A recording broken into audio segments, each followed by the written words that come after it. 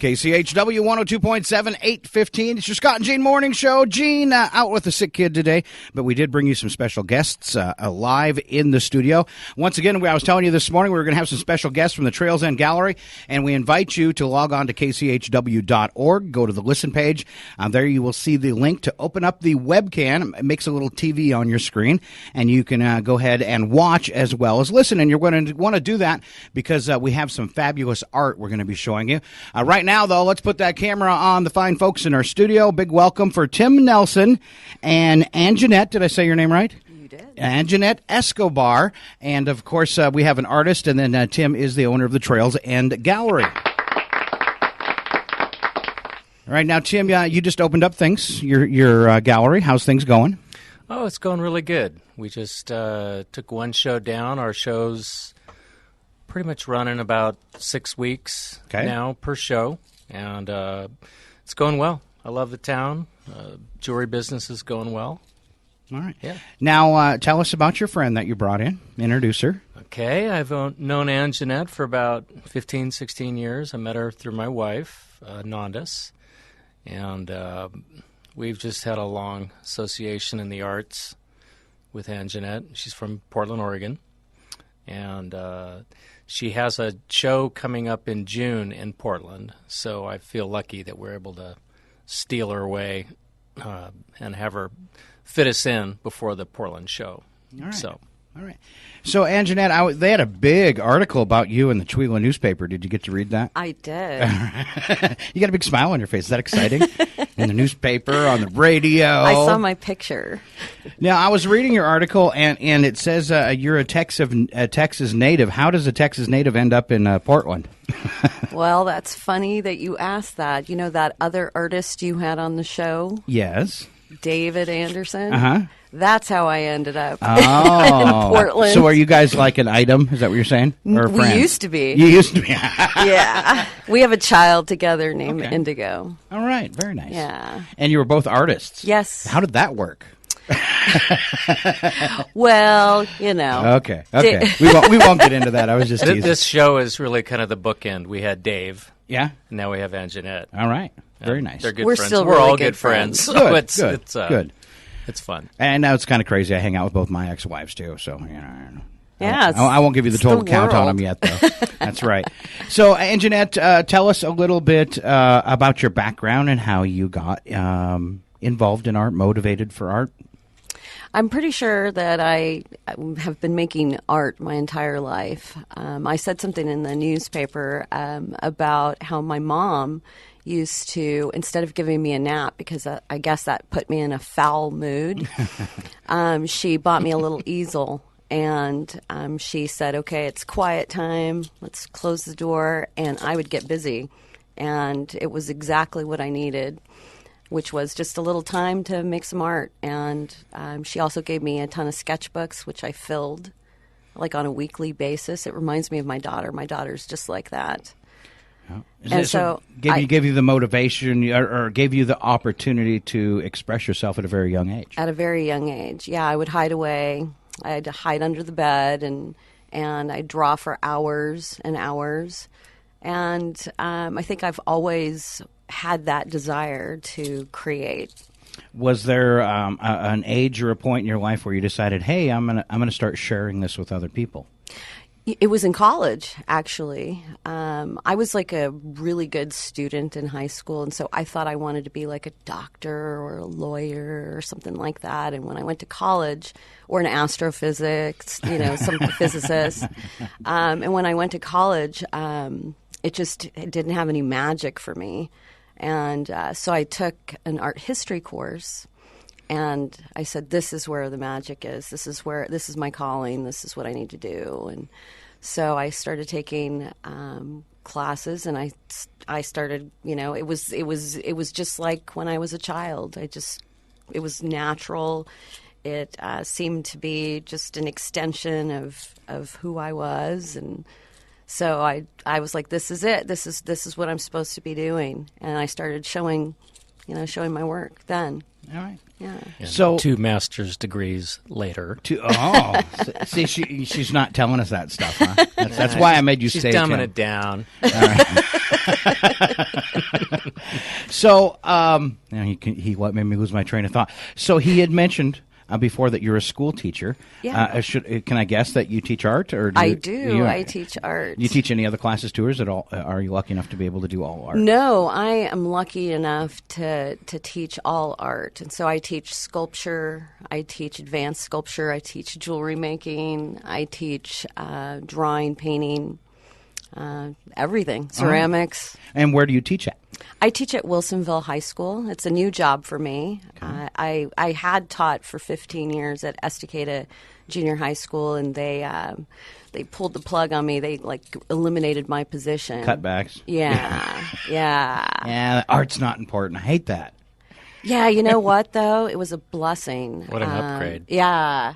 It was a blessing. I had no idea, and I actually did a painting about it that's in the show. Nice. That at the time I thought it was just like this curse, like, oh God, I love doing this, and how am I going to fund my art?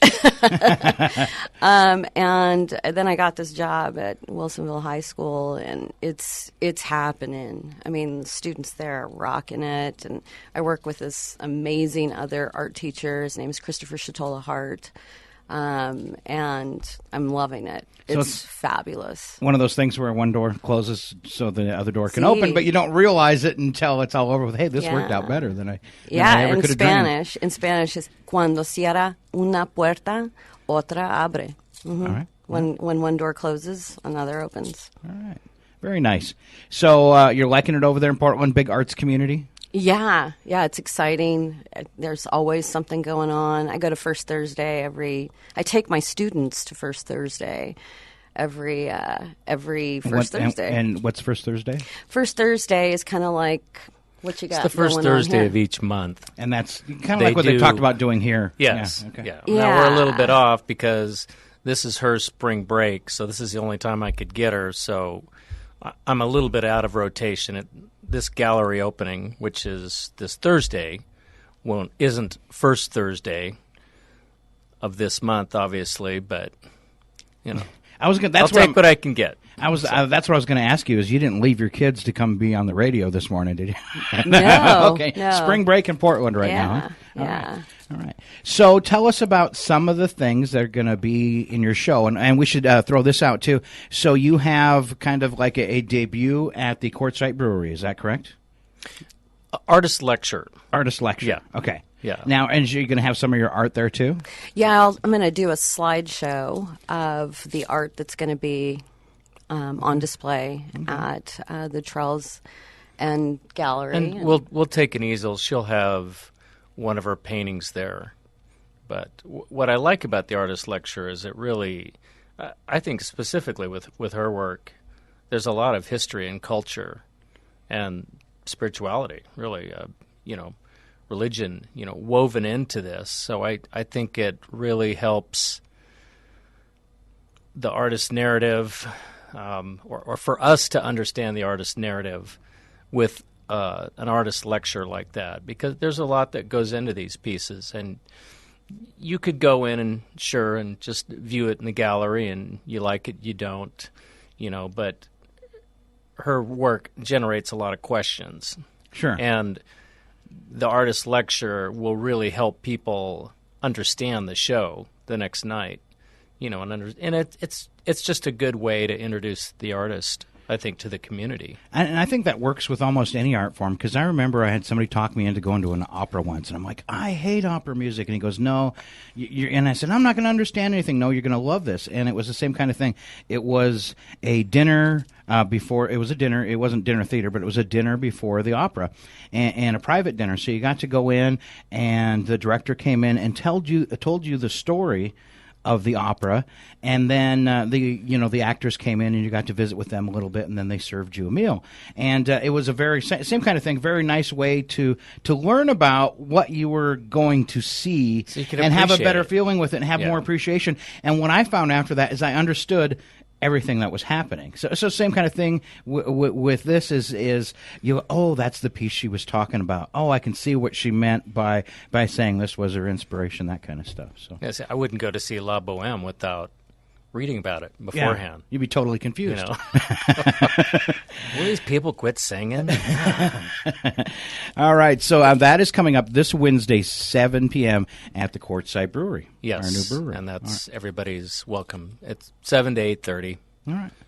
We usually get in there, people get settled.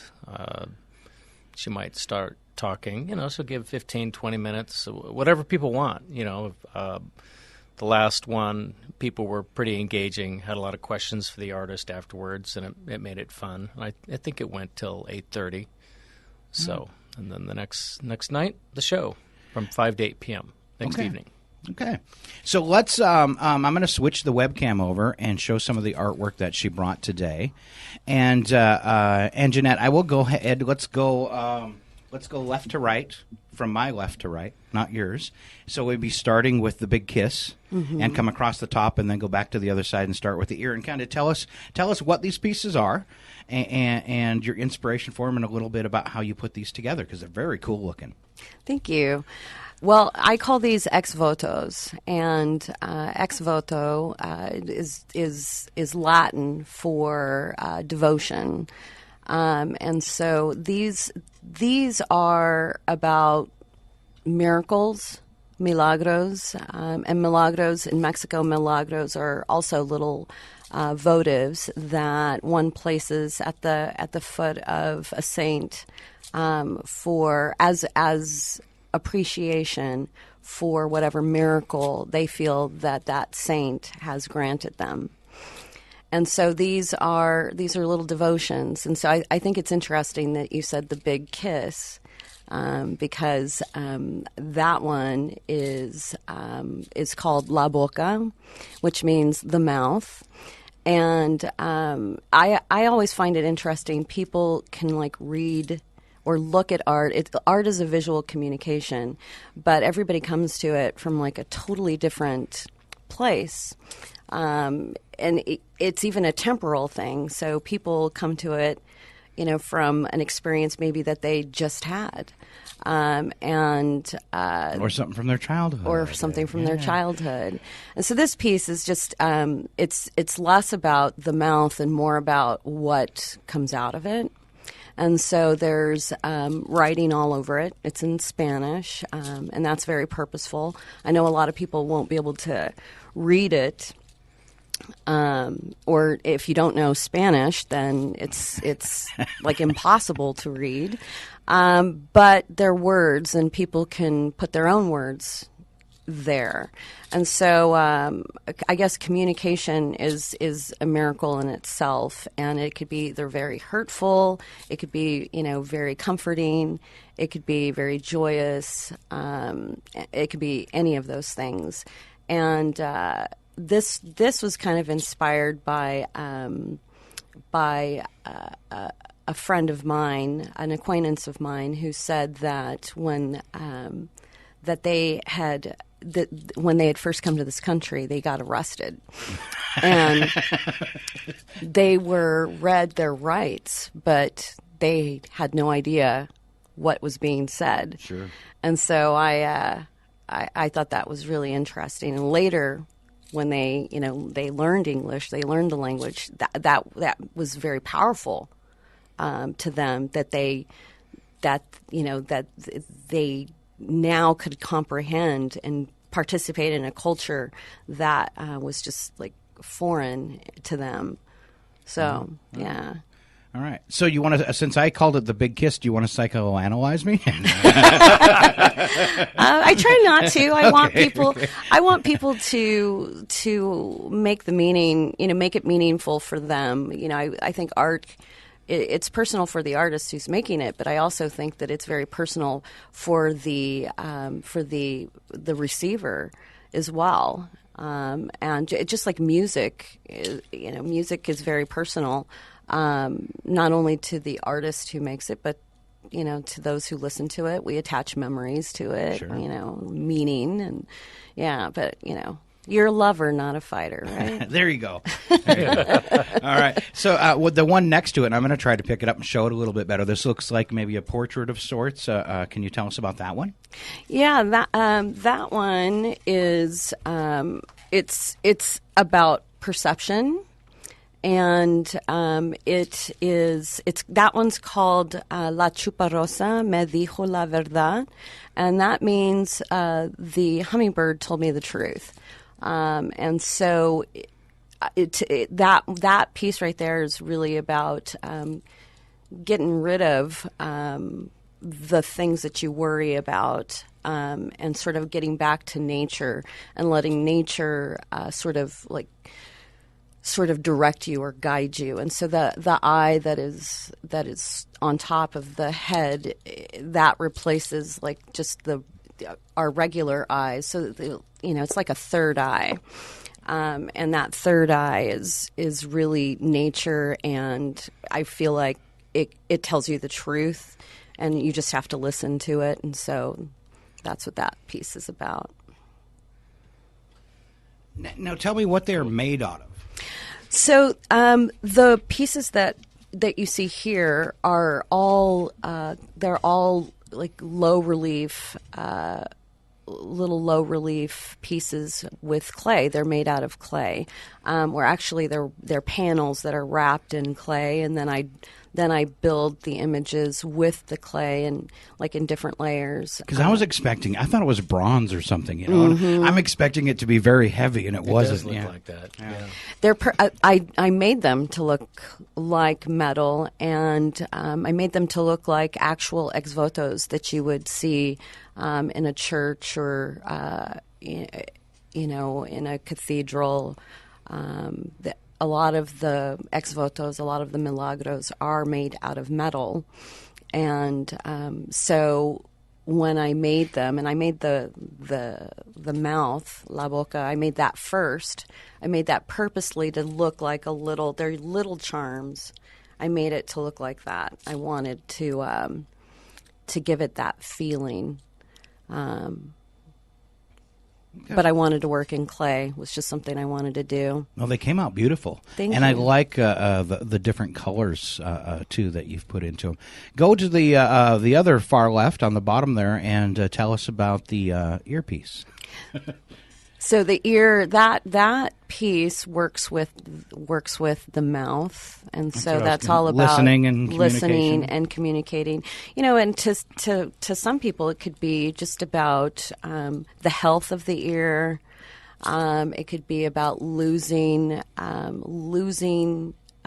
your hearing. I get a lot of inspiration from stories that I hear that other people tell me. And I had heard a story on the radio about a man who was losing his hearing and eventually lost it completely. And during that time, he began receiving auditory hallucinations. Yes. I am deaf in one ear. I have them all the time. Yeah, and so they could be, and for him, they were like these religious songs that he hadn't, like the Ave Maria. And at first he thought he was going crazy, but it's a real thing. It has nothing to do with your mental health. It's just the lack of sound is replaced by memories of sound. And it's a continual thing. For some people, it's like a repetition of that particular song. And so, because the brain is looking for, is what the doctors told me. Now I don't have it I've only got it on one side, obviously, but the brain is looking for that input, and it's not there, so right. It does other things. Right, and I think I thought it was fascinating that he would be hearing the Ave Maria. That's just. Why? And so that was like a little miracle to me, that he would be hearing these sounds, and he became very comforted by the sound. By the hallucinations. Yeah, by the hallucinations. All right, very nice.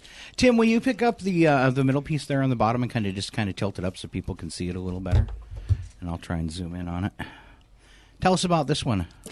So that piece is actually my favorite piece in the whole show for a couple of different reasons. Number one, my husband really likes that piece. I do too. I like the frogs. Yeah, that's why my husband likes it. My husband, Mark Kiesbo, who is Tim's best friend. They've known each other for a really long time. He loves frogs, and he loves the sound of frogs. But the other reason that I love that piece is it really reminds me of my mom.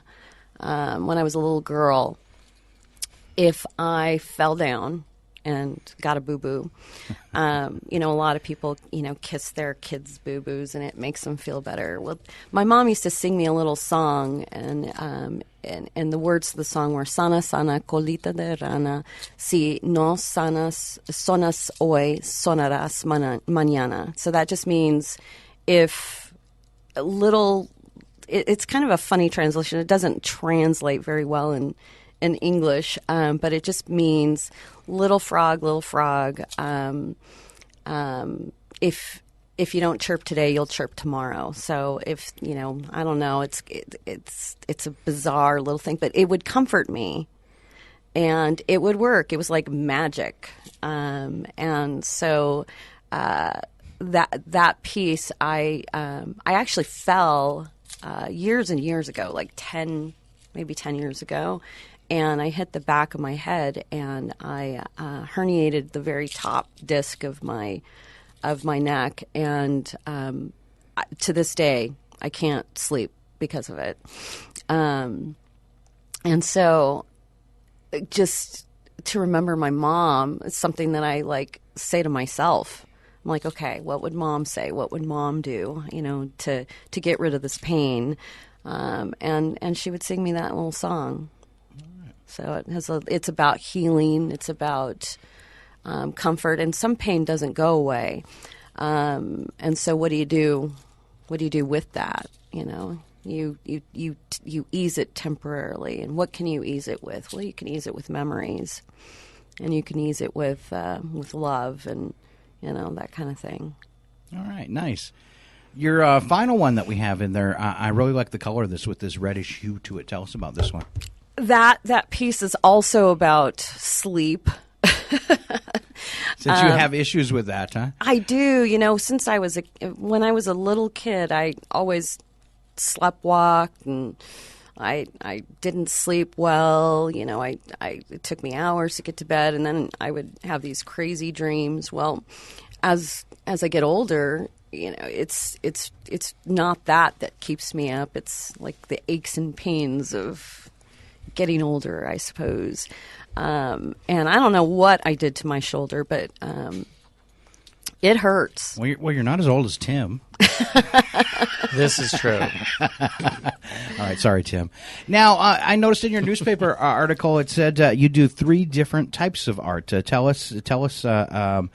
This looks like a combination of painting and sculpting. Yes. Yeah, I would call this. I would call myself a mixed media artist. I used to call myself a sculptor. Then I called myself an installation artist. Then I called myself a performance artist. Then I called myself a painter. But really, I do all kinds of work. And I'm addicted to 3 dimensions. I really like, even my paintings have these little 3-dimensional pieces attached to them. And so I really consider myself a mixed media artist that employs whatever tools I have that I could use to express what I'm making art about. And so the show actually has some sculptural, a little installation of sculpture. And the sculpture are human body parts. They're just arms and legs and hands and things like that. That's pretty cool. That's what I needed to I needed to express those things in a real 3-dimensional way, and so I chose to sculpt those rather than to draw in clay. I consider these like drawings almost in clay that are built up layer over layers. Now he said you have a painting that will be on display when you're doing the lecture, so you're painting as well. Yeah. The paintings have a very traditional ex voto feel to them. And an ex voto could be a charm, it could be a sculpture, but it could also be a painting. And the painting is it's like a narrative of the miracle that was granted. And so it's like a little story, a little picture story of what happened. And sometimes they can have a real surreal feel to them. The piece I'm bringing to Courtside Brewing is going to have it has a very surreal. My husband was like, "What's this about? I don't understand." I'm like, "Well, just spend some time with it, and you could read it symbolically, or you could read it literally, or they're really colorful. They have an actual story that is attached to it." So there's like different components. It's like the picture story, the written story, and then the saint is always involved in the ex voto, in the telling of the miracle. All right. Any other art forms that you practice? Do you mean like outside of making visual art? Well, or other kind of visual art that I may have missed, or outside of visual art. You said performance artist at one point. Yeah, I was a performance artist for many years. I don't really do that anymore. It doesn't suit what I'm. Why is he smirking though? Because I was naked a lot. No. Well, where's the delay button? Okay. No. Yeah, he laughs because there's a lot of performance artists, and he's like, "Why do they all always have to be naked?" Some of your installations, like the one with the catcher's mask. Oh yeah. And just interesting. Yeah. When I was going to art school, conceptual art really wasn't there yet. It really hadn't started. What is conceptual art? Well, I was thinking about this when I was in art school, and even afterwards. I was, I really wanted to make a statement, and I wanted to make a powerful statement, and I wanted to, practically bludgeon people over the head with like the statement that I wanted to make. Change the world. Yeah, it's like, what do I have to do, to change the world, and I dabbled with like heavily feminist statements, or just statements about shocking people, and then I don't know, something happened, and I decided that I didn't need to do that anymore. We grow up. Yeah. Well, I was in love with, a lot of the conceptual artists, a lot of the really, the artists that were just bending my mind, and I, wanted to be like them. And then I just decided, you know what, I need to tell my story. I need to investigate that. And the reason why haven't I done that?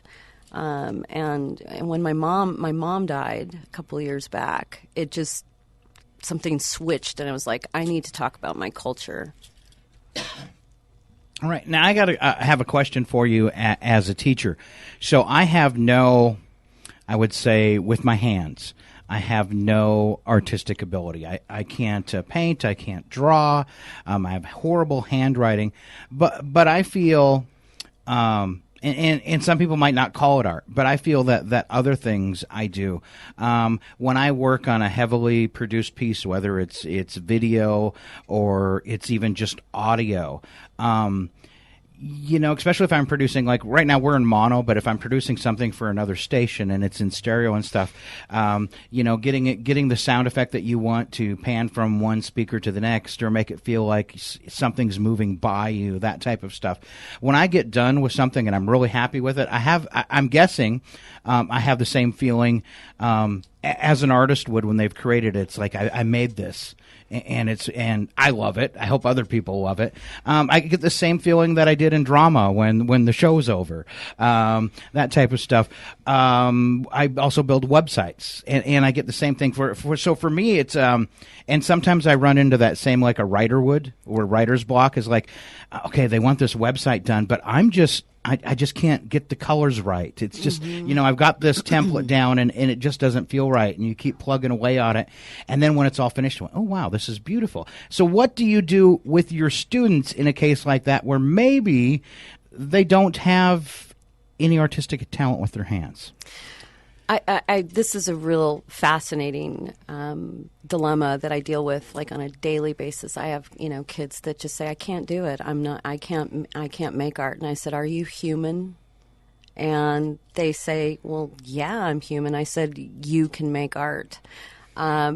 We make art all different kinds of ways, and it's creative expression, and that creative expression comes in many different forms.